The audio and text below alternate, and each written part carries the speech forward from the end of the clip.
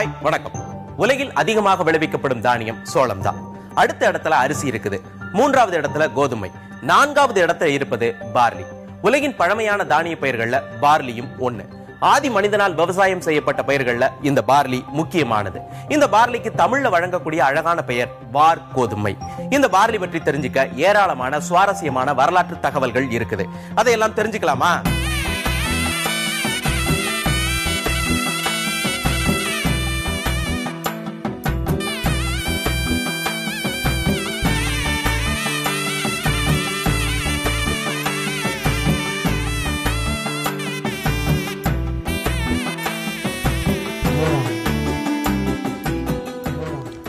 நான் இப்போ மதுரையில் இருக்கக்கூடிய வேளாண்மை பல்கலைக்கழகத்துக்குள்ளே இருக்கேன். நான் எதுக்காக இங்கே வந்திருக்கேன் அப்படின்னா பார்லியை பற்றி தெரிஞ்சுக்கிறதுக்காக தான். பார்லி ஆரம்பத்தில் காட்டு தாவரமாகத்தான் இருந்திருக்கு. காற்றின் மூலமாக பரவி தன்னுடைய சந்ததியை பெருக்கக்கூடிய உதிரும் தன்மையுடைய பார்லியாகத்தான் அது இருந்திருக்கு. விளைஞ்சது எல்லாமே உதிர்ந்து போச்சு அப்படின்னா உணவுக்கு என்ன பண்ணுறது அப்படின்னு ஆதி மனுஷன் யோசிச்சிருக்கான். அதனுடைய அடுத்த கட்டம் தான் உதிரா தன்மையுடைய பார்லியை தேர்ந்தெடுத்து விவசாயம் பண்ணி உணவுக்காக அவன் சேமித்து வச்சு சாப்பிட்ருக்கான். இந்த சம்பவம் எப்போ நடந்தது, இதுக்கு பின்னாடி இருக்கக்கூடிய அறிவியல் என்ன அப்படிங்கிறதெல்லாம் தெரிஞ்சுக்கணும்ல. அதற்காக தான் நான் இங்கே வந்திருக்கேன். இதையெல்லாம் தெரிஞ்சுக்கிறதுக்கு முன்னால் பார்லியினுடைய புவியியல் பூர்வீகம் எது அப்படிங்கிறத தெரிஞ்சுக்கலாமா? உலகில் முதலில் தோன்றிய தானிய வகைகளில் பார்லியும் ஒன்று. கோதுமைக்கு முன்பாகவே பார்லி தோன்றியிருக்கலாம் என்பது ஆய்வாளர்களின் கருத்து. மத்திய கிழக்கில் பண்டைய மெசபடோமியா, அசீரியா, பொனீசியா, எகிப்தின் சில பிரதேசங்கள் அடங்கிய பகுதியை ஃபர்டைல் கிரசன்ட் என்று அழைக்கிறார்கள். இந்த பகுதிதான் பார்லியின் பூர்வீகமாக இருக்கக்கூடும் என்பது ஆய்வாளர்களின் கருத்து. இங்கே பல்லாயிரம் ஆண்டுகளுக்கு முன்பாகவே காட்டுப்பயிராக பார்லி விளைந்துள்ளது.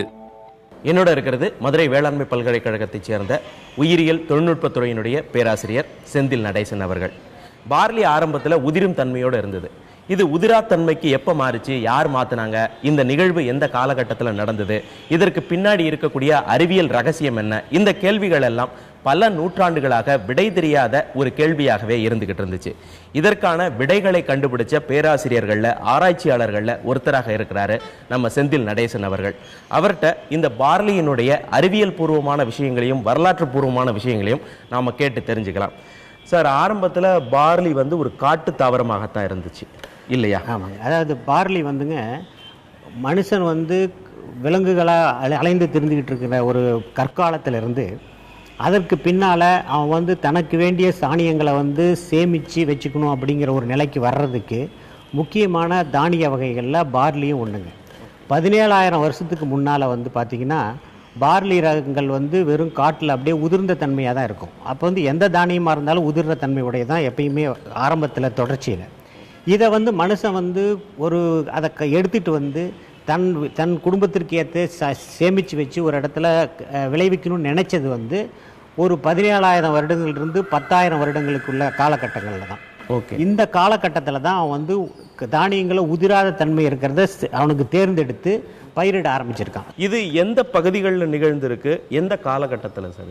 இது ஃபெர்டைல் கிரசன்ட் சொல்லக்கூடிய மெசபடோமியா பகுதியில், தற்போதைய ஈராக், சிரியா பகுதியில், இஸ்ரேல், சிரியா, எஜிப்த் இந்த பகுதியில் தான் நடந்திருக்கு. ஏன்னா இப்போ அது ஒரு பாலைவன பகுதியாக நாம் சித்தரிக்கிறோம். ஆனால் 17,000 வருஷத்துக்கு முன்னால் அதுதான் உலகத்திலேயே மிக வளமை வாய்ந்த பகுதியாக இருந்திருக்குது. அந்த பகுதியில் நிறைய விவசாயங்கள் அப்போ தான் பண்ண ஆரம்பிச்சிருக்காங்க. டிக்ரிட்டிஸ் அப்படிங்கிற ஒரு ரிவர், உங்களுக்கு மேல் பகுதியில் எடுத்துக்கிட்டிங்கன்னா கருங்கடல், காஸ்பியன் கடல், இந்த பக்கம் பார்த்திங்கன்னா கீழஸ் பகுதியில் பார்த்திங்கன்னா நைல் நதி, மத்திய தரைக்கடல். இந்த பகுதி தான் அப்போ மிகப்பெரிய ஒரு ஹியூமன் சிவிலைசேஷனுக்கும் மனுஷனுடைய அந்த பகுதியில் விவசாயம் செய்கிறதுக்கு ஏற்ற பகுதியாக இருந்திருக்குது. இப்போ பார்லியை உதிராத்தன்மைக்கு மாற்றப்பட்ட காலம் அப்படிங்கிறது 10,000 அப்படின்னு சொல்றீங்க. 10,000 இதற்கான ஒரு ஆதாரமாக நம்ம ஏதாவது பொருட்கள் எடுத்திருப்போம் இல்லையா? ஆக்சுவலாக 10,000 வருடங்களுக்கு முன்னால் அந்த ஈஜிப்ட்ஸ்லாம் மம்மின்னு சொல்லுவாங்க இல்லையா, அந்த பாதுகாக்கப்பட்ட உடல்கள், அதுமாரி பாதுகாக்கப்பட்ட ஒரு தானியங்கள் அப்படின்னு சொன்னீங்கன்னா தானியங்களை பாதுகாத்து ஒரு சட்டியில் வச்சு அந்த பகுதியில் புதைச்சி வச்சுருந்துருப்பாங்க. ஓகே. அது மாதிரி பாட்ரி எவிடன்சஸ் என்ன சொல்லுதுன்னா 17,000 வருஷத்துக்கு முன்னர் இருந்த அந்த எவிடன்ஸில் அதில் சேமிக்கப்பட்ட தானியங்கள் உதிர்ற தன்மை தானியங்களாக இருந்திருக்குது. ஓகே.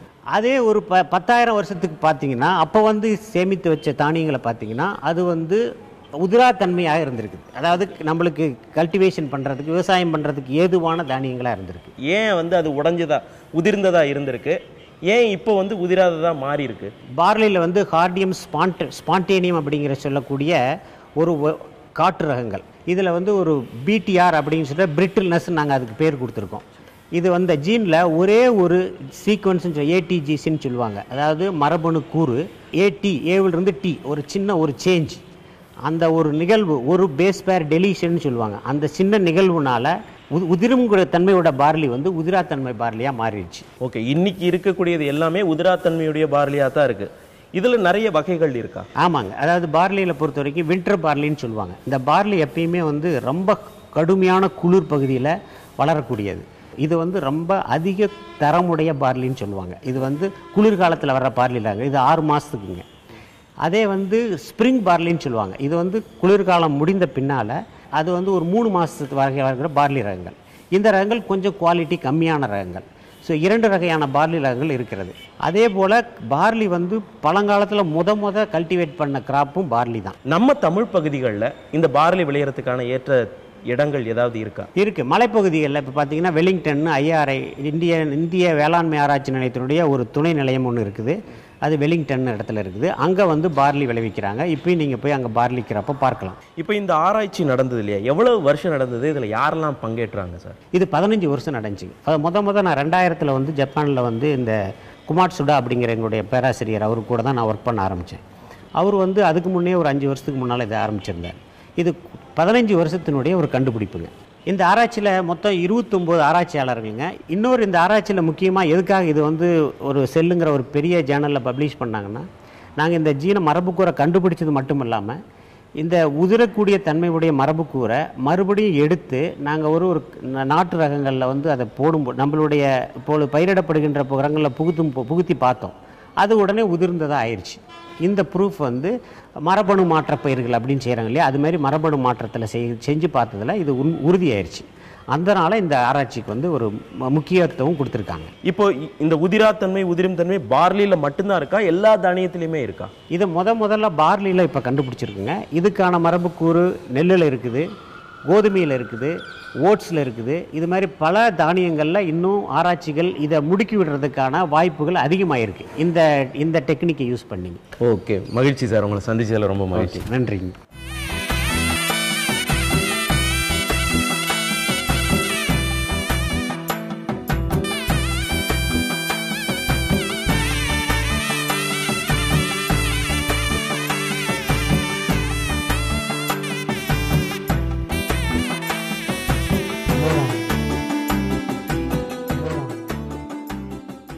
கிபி 1ஆம் நூற்றாண்டில் வாழ்ந்த ரோமானிய தாவரவியலாளரான பிளினி தி எல்டர் ரோமானியர்கள் பார்லியை கஞ்சி போன்ற உணவாக தயாரித்து அதை விரும்பி உண்டதாக குறிப்பிட்டிருக்கிறாரு.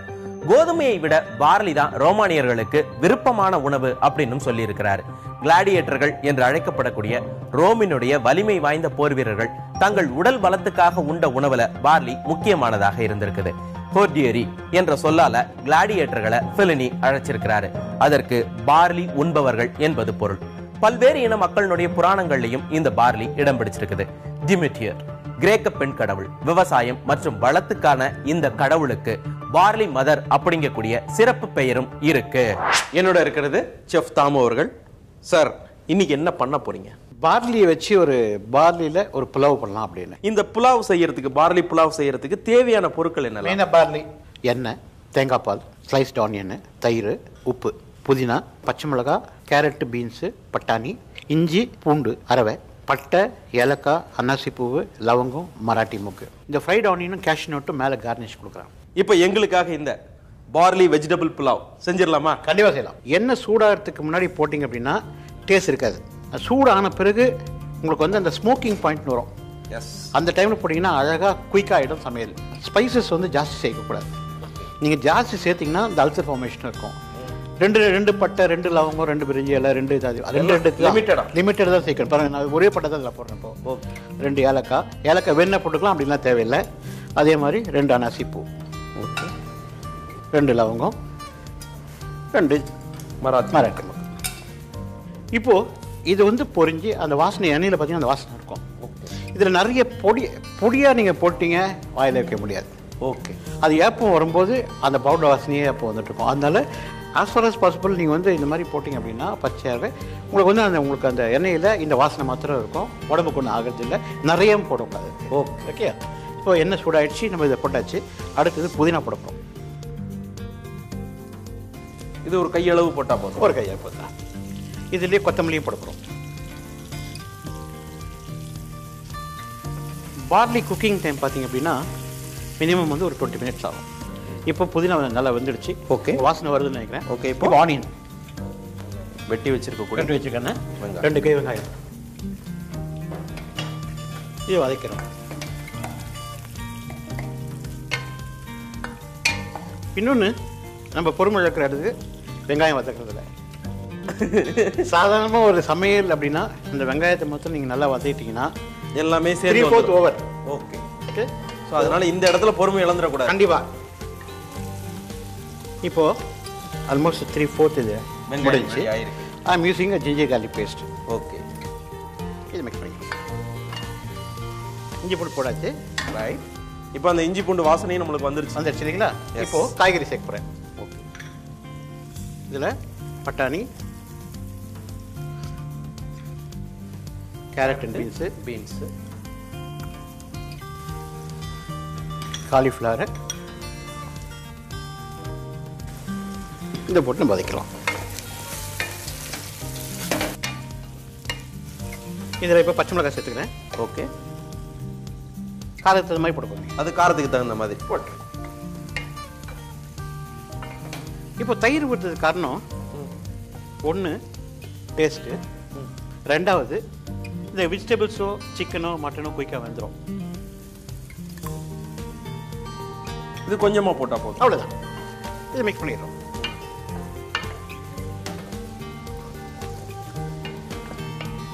இப்போ பார்லி போட போகிறோம். இப்போ நம்ம 1 மணி நேரம் ஊற வச்ச பார்லி. நீங்கள் அந்த மாதிரி ஊற வச்சுட்டு இப்படி அமுக்குன்னா கையில் நசுங்கணும். ஓகே. சாதாரணமாக இந்த பார்லி நசுங்காது. இந்த மாதிரி நசுங்கணும். நசுங்கிற அளவுக்கு நம்ம ஊற வைக்கணும். ஸோ 1 மணி நேரம் ஊறட்டும். இதையும் மிக்ஸ் பண்ணிக்கலாம். இந்த பார்லி கொஞ்சம் வதங்கிடுச்சு. இந்த ஸ்டேஜில் நான் தேங்காய் பாலும் தண்ணியோட போகிறேன். ஓகே. இதில் தண்ணி சேர்க்க போகிறோம். பாதி தேங்காய் பால் பாதி தண்ணி.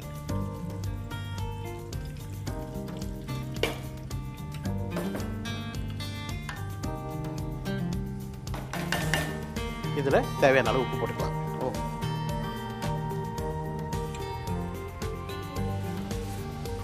மிக்ஸ் பண்ணிடும். இப்போ இது அடுப்பு தீ இருக்கு இல்லையா, இது என்ன அளவில்? அதாவது இப்போ வந்து மேக்ஸிமம் டெம்பரேச்சர் வச்சுக்கணும். ஓகே. ஃபுல்லாக குக் ஆகிட்டு என்ன உங்களுக்கு வந்து கொப்பளமாக வந்துடும். ஓகே. அந்த கொப்பளம் வர டைமில் தண்ணி வற்றி இருக்கும். ஓகே. அப்போ சிம்மில் வச்சிட்டிங்கன்னா அடி பிடிக்காது. அதனால் இது மூடி போட்டு 15 மினிட்ஸ் வெயிட் பண்ணோம்னா சூப்பரான உங்களுக்கு அந்த பார்லி பழம் கிடச்சி கலக்கலாம் இல்லையா? இப்போ மூடிடலாமா? கண்டிப்பாக முடியும். ஓகே. ஒரு கிண்டிட்டு மூடிடலாம்.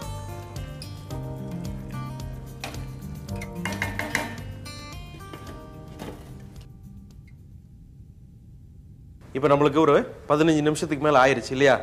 திறந்து பார்த்துடலாமா? சூப்பர். ஓகே. நல்ல கமகமன்னு மனம் ரெடி ஆயிடுச்சு.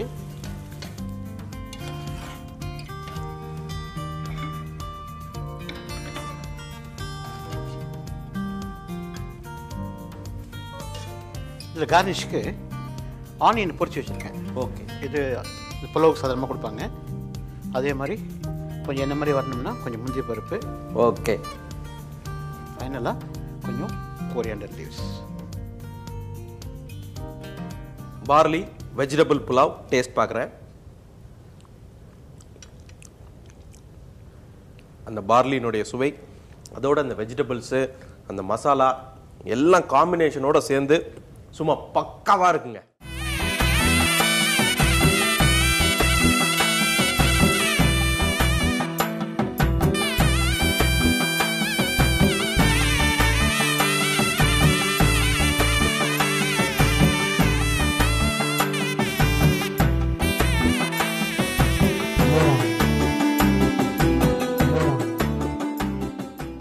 முகமது நபி அவர்கள் விரும்பி உண்ட உணவுல பார்லியும் இருந்திருக்குது.